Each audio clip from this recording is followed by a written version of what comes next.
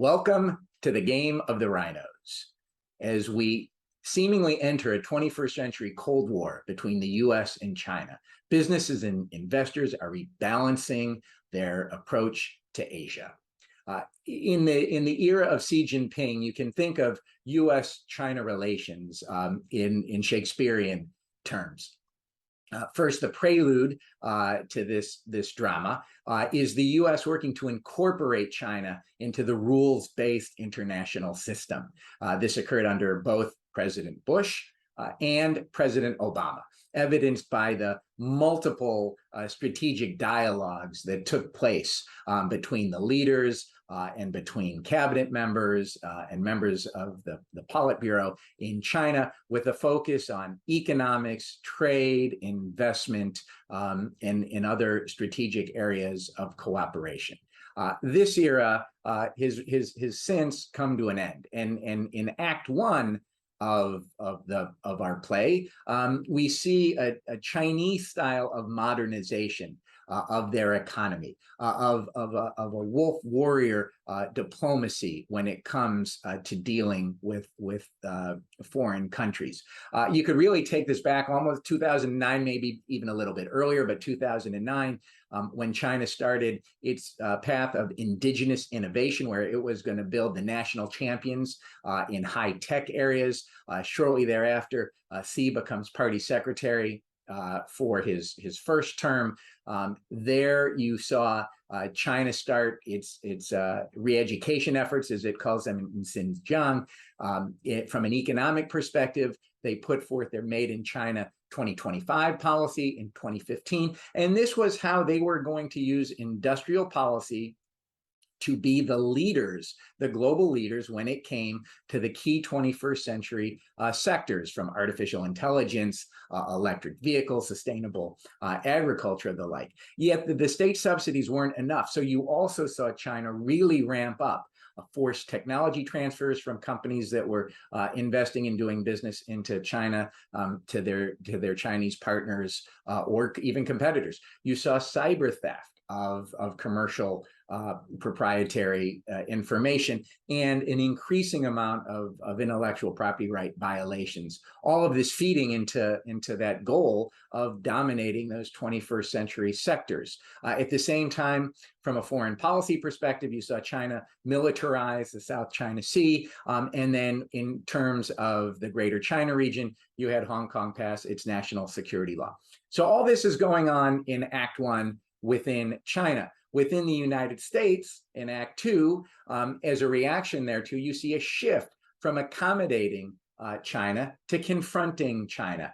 You can put this back to President Obama in 2011, when he launched the Trans-Pacific Partnership. It is a way to get like-minded countries from Canada, Mexico, but then also Japan and Australia, New Zealand, Singapore, Vietnam, Malaysia, to work towards setting up a framework for trade and investment in the 21st century that excluded China because of the way it was conducting its economic and trade relations. In 2015, President Obama called for a halt to the militarization of the South China Sea. And then when President Trump gets elected in 2016, you see this confrontational approach really come to the fore with the tariffs that President Trump put into place in 2018, the closing of the U.S. of China's consulate in Houston for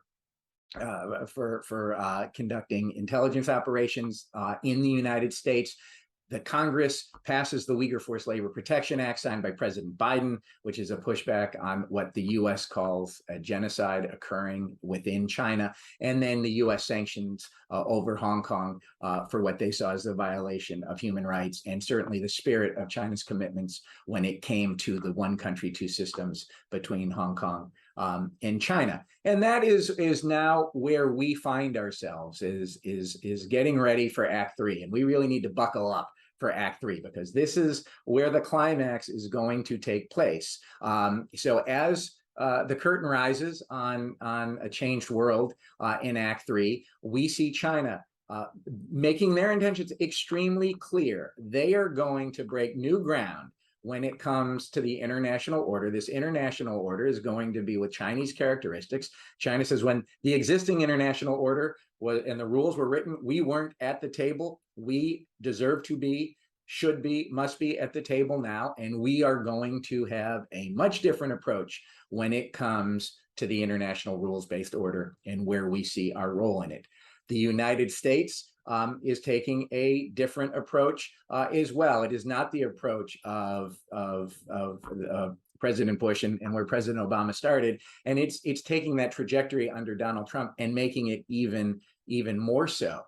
Where the U.S. had said, we are going to maintain as large a lead as possible, and we are going to seek to establish absolute technology superiority and prevent China progressing on semiconductors directly or indirectly, because that is going to advance China in all of the conduct that it has been engaging in that we saw in Act 1. And we cannot allow this to continue and become even more so in Act 3. So this was the position as set forth by the president's national security advisor, Jake Sullivan. So what does this mean for us in Singapore and in ASEAN? It means that the tensions in US-China are going to increase the focus both of the US and of China here. And that's going to bring opportunities and challenges in terms of those. I think that we need to follow Xi's advice that he gave to the Party Congress. He said that China needs to not only be looking at the black swans, but to focus on the gray rhino.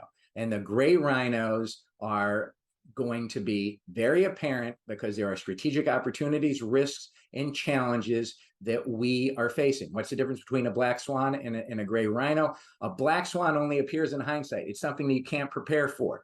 It's a flood that happens once every 1,000 years. It's an asteroid, and potentially striking the Earth.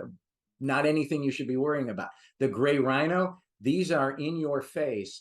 These are problems that are very, that can happen. You know they can happen, and you need to act to prepare for those now. What gray rhinos do we see? The U.S. is clamping down on China's technology, and that is going to impact all businesses, and it is going to impact China. What do we think China is going to do? How are businesses going to react? Something that we need to be thinking about as we rebalance what we are doing in Asia Pacific. We see that in addition, the U.S. is looking to choke off China's access to artificial intelligence because they see artificial intelligence is tied to the U.S.'s national interest because it's both a security and an economic interest and a foreign policy interest. What are businesses going to be doing, and how do businesses think China is going to react to that as we see how the U.S. is reacting to China? So, game of rhinos, we're in Act 3. How does it end? Maybe we'll have a happier ending. Maybe we will have a tragedy befall when it comes to US-China relations. We could have elements of both. But if you're a business and you're an investor and you need to start preparing for this now, you need to realize and prepare for the fact that winter is coming, because to take Game of the Thrones to its logical conclusion for where we are today, in the words of Ramsay Bolton, if you think this has a happy ending, you have not been paying attention. Thank you.